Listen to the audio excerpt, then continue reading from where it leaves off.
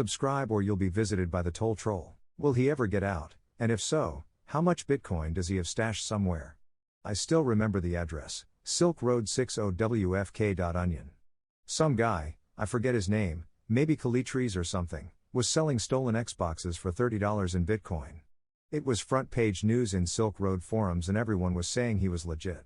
I was so poor I couldn't even afford $30 to buy a stolen Xbox.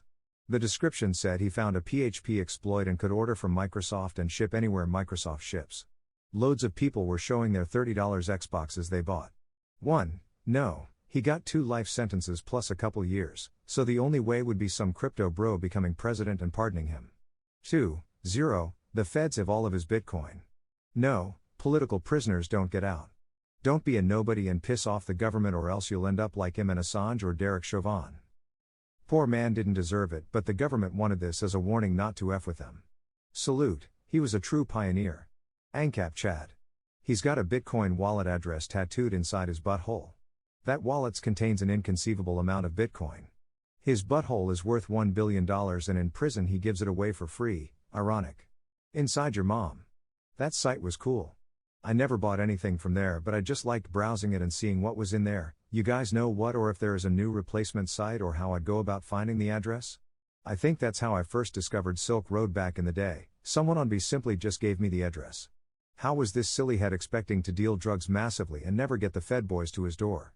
He had a heckin' site with lots of customers so anyone could get in without raising any alarms. What a heckin' regard, and imagine doing all that from the US when he could easily operate from a country with no extradition laws, get a new identity, or just fake his death. What an absolute heckin' moron. He's a legend, and I will teach my children about him.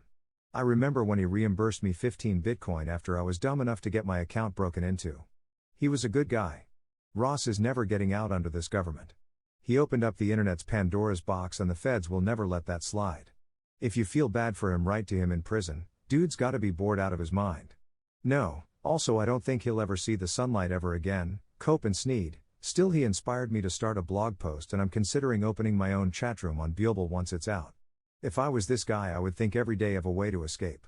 I would never accept spending the rest of my life in prison. I would concentrate on that, even if it took me 20 years to implement and get out. He'll get out when the US government collapses. Sign the petition, Annans, dream too big. Poke the state where it hurts the most. Got made an example.